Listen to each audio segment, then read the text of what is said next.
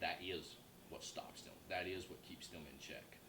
I mean, personally, I said I'm half Native American as well, Cherokee and Blackfoot.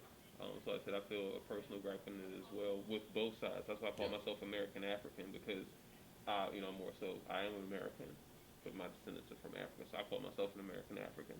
And being that I said everything that I even talked to my granddad, and he was even talking about how he had to fight in the '60s for his right to work at the shipyard.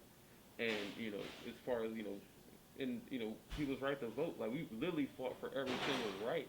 So we got to keep it going to where that it is equality, and we have to infiltrate this justice system because that's where the bulk of it's happened. We either ended up in jail or in bad situations, or end up in a judicial system we just can't get out of. But once those doors close, that's just it.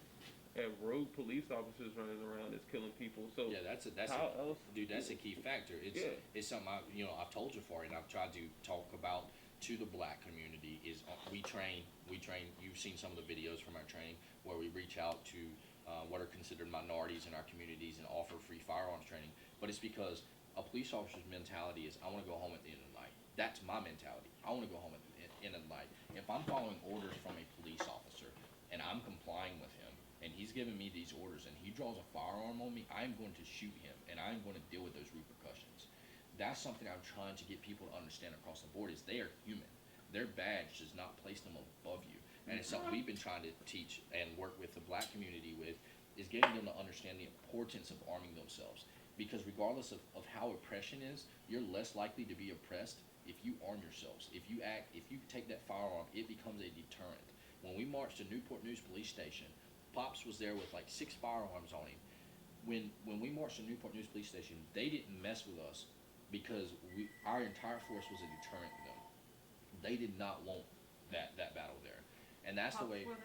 Pops, he's one of the black activists that. Right. Yeah, he's actually not far from it too. And the thing. Sorry, I was interrupting you. You were saying like they would not mess with. Yeah, they would not mess with us because that firearm acts as a deterrent, and it acts as a deterrent on a personal basis too.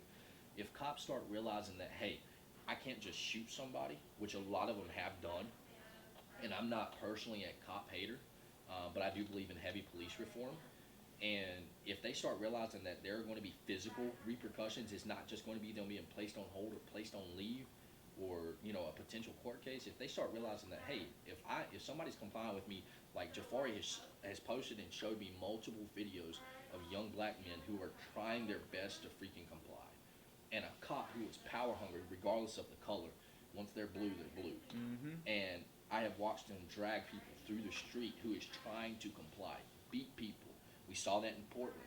We've seen them beat people who are trying to comply. So my mentality has become, if I'm complying with you and you assault me, I'm going to defend myself just like I would against any other human being. Is that fear not taken into consideration while we, at this point, may think, nah, I gotta take you because you may try to take me out. And then once, and the whole, it's the luck of the draw, like the Wild Wild West. So it's whoever gets theirs first. So you say you had legitimate fear, you make sure I can't tell the story. I can't say, oh, no, he grabbed me first and this will happen. No, there's only one side of the story, and that's the one, because we've seen on tape.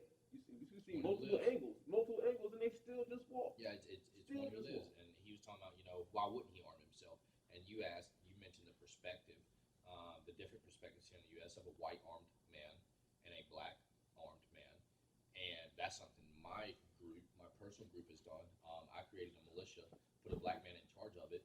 It is fully integrated now because I wanted to help bridge a gap between white gun owners and black gun owners because of that difference in perspective from the outside, from the people looking in.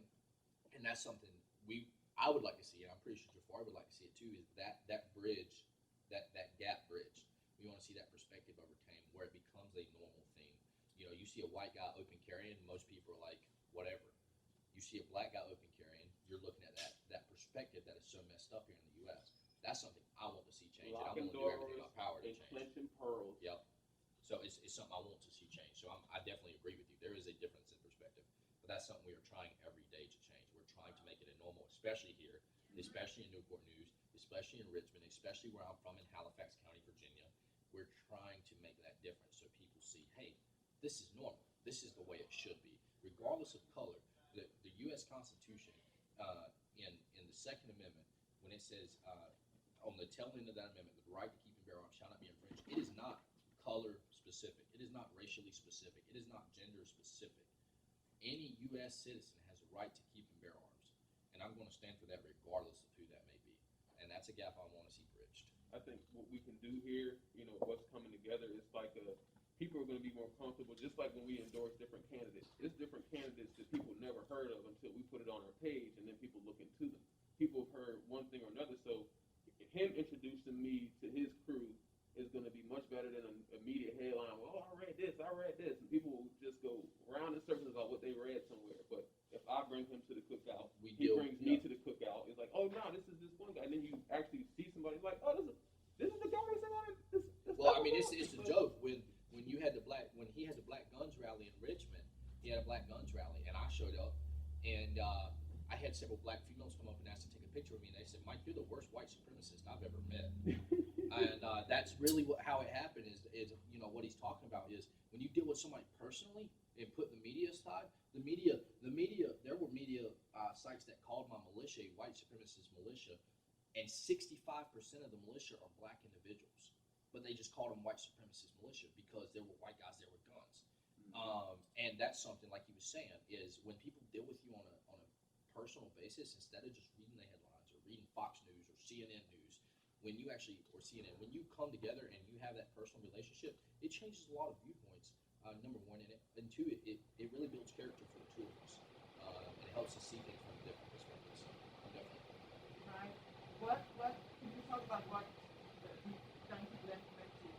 Duncan Lent was a buddy of mine who I had been involved with for 7 months. But only online, right? I'm on record. Yeah, only online. So we were close, and But not with what was the ultimate? I'm being live streamed right now. Yeah. There were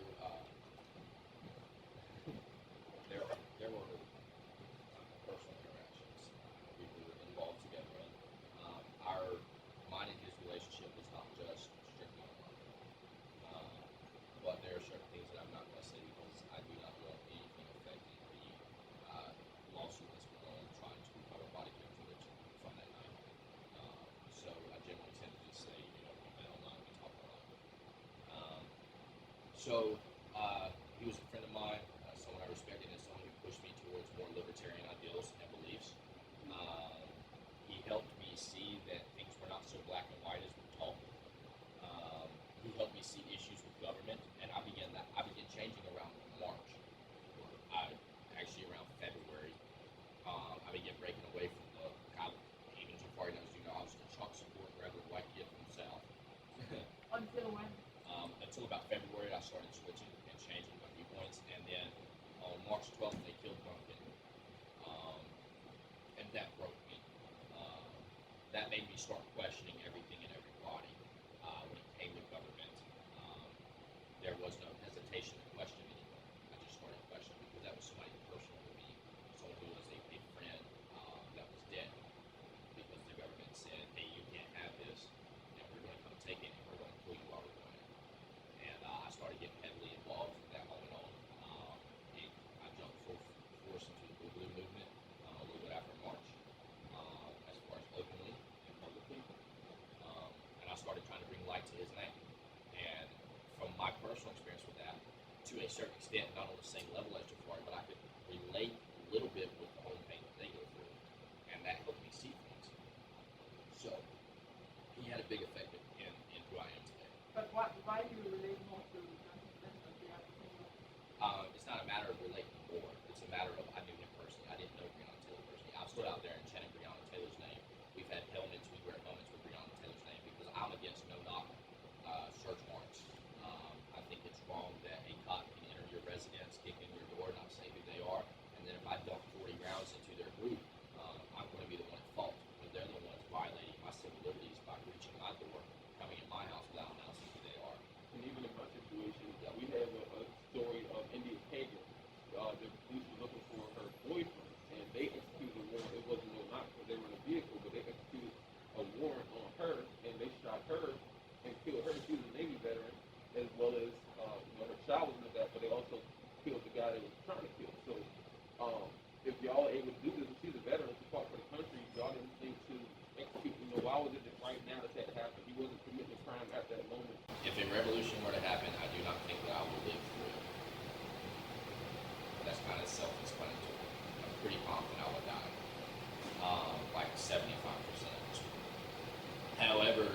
I want my children to be able to live in a United States as it was intended, with the liberty to do as they please and be left alone by the federal government. If they want to build a shed on their property without a permit, then they should be able to do it. If they want to own a firearm, they want to own it, they should be able to do it.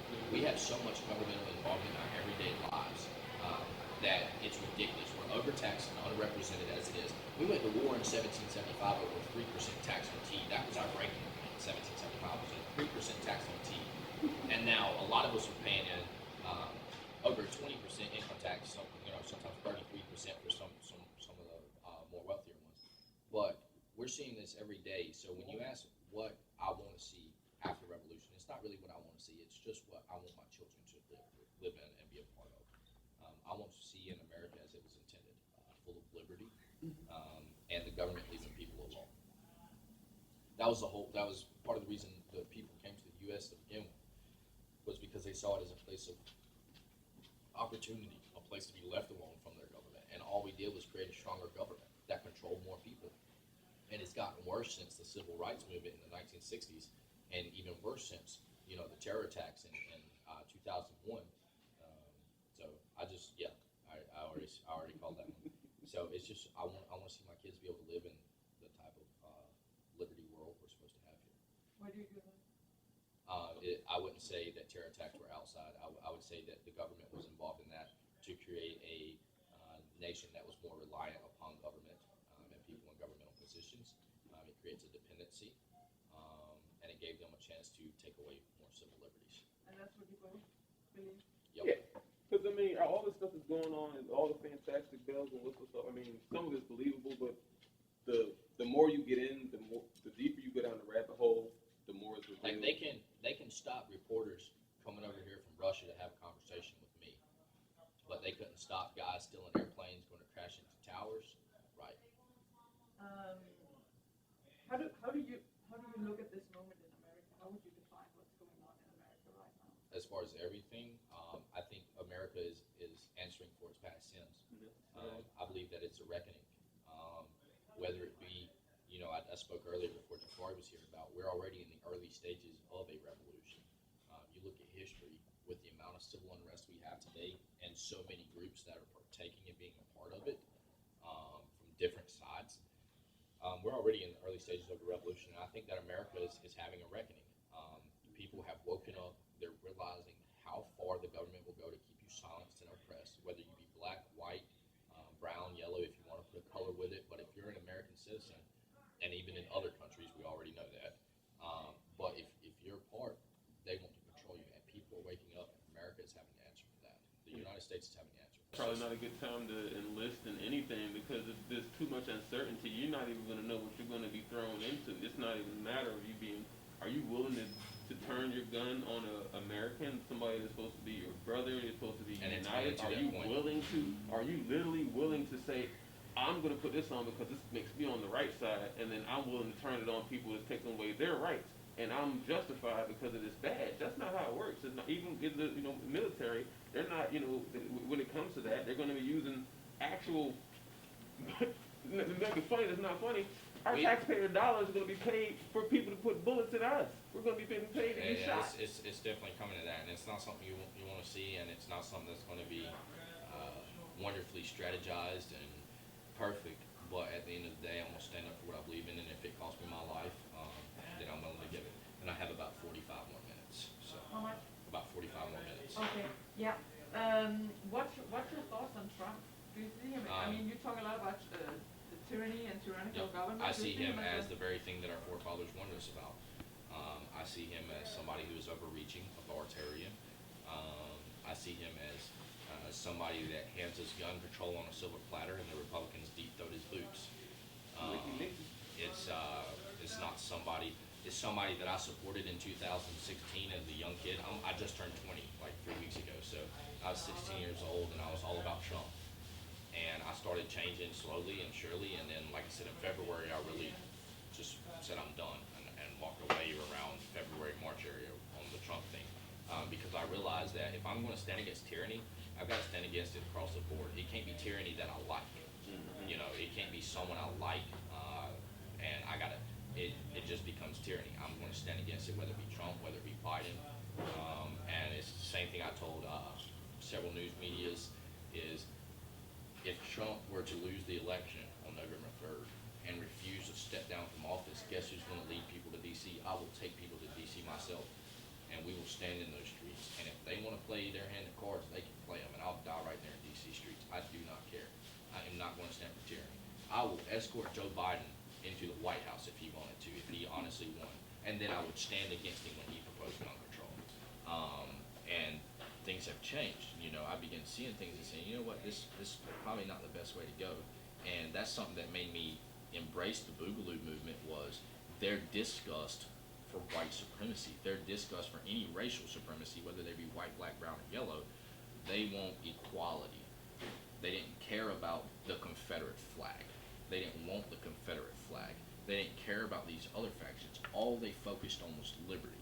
And that was something I had not been able to find here in Virginia with a lot of these militia movements, is a lot of them are these Confederate flag waving, which if you want to do that, that's on you. A lot of people don't mean it racially, but they weren't this identifying group with one side. They were people that said, we're not taking sides, but the side of liberty. And that attracted me to it, the anti-racism that is so prevalent in the Boogaloo movement, where they hate races with a passion. You know, we have a joke about wood chipper goes brr, which is about like we hate pedophilia so much, and we think that pedophilia is prevalent in our government. And I myself have dealt with my own personal things when I was a child, where I was molested, and it's such a huge issue for me. It's the same thing with racism. Racism became such a huge issue with me because I realized how blindly a lot of us are raised. How did you realize that?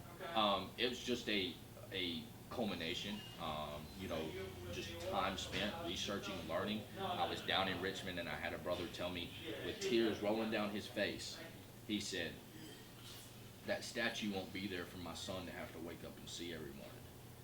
And I think at that moment it really helped me polarize some things, because it was in that moment I realized that statue had never bothered me. I never cared. And you know, Japharii knows this, it doesn't bother me because it doesn't affect me. I don't see it as a symbol of oppression because of the way I was raised. I see it as a statue of another man who fought in, you know, wars or whatever. But some people, it really means something to them. And it helped me see that. And I said, you know, if that's what it means to you, I'm not going to sit here and endorse it. I'm not going to condone it. It's like people, you know, endorsing Hitler. Or people, and I'm not saying, because I do not believe the South was on the same level as Hitler. I'm still proud of my personal heritage and what I identify as, but I'm not going to endorse something that continues to cause mental pain and grievance to brothers like Japharii. Also an image controller. I didn't really think about it. I didn't really think about the image of the Boogaloo. No, I didn't really think about it as an image control. I wanted him to have a voice. If I thought about an image control, I would have brought 5 black guys down with me, and you could have interviewed every one of them. I wanted Japharii to have his voice. So it you know, it is what it is. So and another thing about media and me allowing media is, I knew that if I used my voice and I gained popularity, there might be somebody out there that would want to silence me. And the more I'm known, the harder time they're going to have at silencing me and get away with it. And that's one of the reasons I allowed the cameras. You know, I had 30,000 Facebook followers as a Trump supporter. I was already decently popular among the Trump world as a young Trump supporter. And I ditched all that because I wanted to identify with nothing but liberty. And so I allowed the cameras so that anybody out there that might want to silence me would have a harder time getting away with it. And even still, I mean, it's one hand washing the other, because we've had our rally where, you know, Spike Cohen came, Libertarian vice president, and, you know, we opened the floor for him to be able to speak. And then once we went back, like I said, it depended on the situation. When it was more so led by Boogaloo, the I don't want to say stand up, but the going in front of the police station, he had the floor, allowed me to speak. Let you speak. And it's like, and so we. And they even had a speaker. There was a speaker there at Newport News that actually spoke in favor of gun control, and I did not agree with him, but I agreed with his right to say what he had to say. At the end of the day, if he tries to control me, he's going to answer to me. But if he wants to use his voice, then so be it. That's what, like I said, that's what liberty is about. What's the biggest misconception about or misunderstanding about Boogaloo? Thinking it's going to be a race war. The media has consistently portrayed us as people who want race wars, regardless of what we do, regardless of how much hurricane relief we give. I had boys that are associated with me that given hurricane relief in Lake Charles, marching with Black Lives Matter. We've done it here. We did it in Portland. We did it in. You went to Portland? I'm not saying that. No, I didn't. We did it in Kenosha, Wisconsin. No matter how many times we still called white supremacists. No matter how many times when you ask about optics, me bringing Japharii here. No matter how many times I do that, they continue to call our group white supremacists. So it's just, I think that's probably the biggest issue that needs to be addressed, and it's because the goal is to keep us divided. Because the minute our groups are able to unite, if the entire Boogaloo movement and the entire Black Lives Matter movement could come together, and then you throw a lot of your militias who are libertarian militias that don't identify as Boogaloo in there, you would have such an unstoppable force in the U.S. There's nothing they can do about it. Doing every policy that we're marching for, she is, or her Police campaign, reformation, literally banning the everything. ATF, How would that restoring not make firearms, sense? restoring freedom of speech. I mean, All that. So how would it make sense when me to sit here acting like my hands are tied when her name is on the ballot and I can vote for her as opposed to these two people who are absolutely disgusting to me? and even though she's going to lose the election, I would still rather, and we discussed on who I voted for, but I would still rather people vote for her and have a clear conscience than settle for the lesser of two I'm evils. going for my conscience. I have a daughter, and so that's big to me. Like I said, for me to morally be able to sleep better at night, not knowing I'm not the whole lesser two evils thing. I don't have to watch debates anymore. It's disgusting. It's entertainment at this point because everybody It's says, laughable. and we're trying to get that 5%. So next time when they come around, they'll have no choice but to give them a place on the debate stage. So we're playing long ball. Yep. Like, oh, you're throwing it? No, I'm not. I'm voting for what I feel like. 2024, Spike Cohen's going to run. Playing long ball. We're playing long ball. So we're going for who's right. And We're not we're gonna voting. get him in there. We're not voting just to Yep. get somebody out of office. I'm voting for who I would like to see as president, who is eligible, a doctor, and is able to run, who did her due diligence to You get on actually it. have a common candidate. Yes, we do. Yeah. As far as who we support, I told you about my issue with Joe Jorgensen personally. I still think she should be able to speak and have her voice heard. And in 2024, if this country has not erupted into war, I'm going to vote for Spike Cohen. He's a libertarian VP. I'm pretty confident he'll get the libertarian nomination if he chooses to pursue it. And I'm going to endorse him. And my people and the people I'm associated with in the Boogaloo Movement endorses Spike Cohen 100%. And we'll see him make a valid bid for the presidency of 2024. We got 4 years.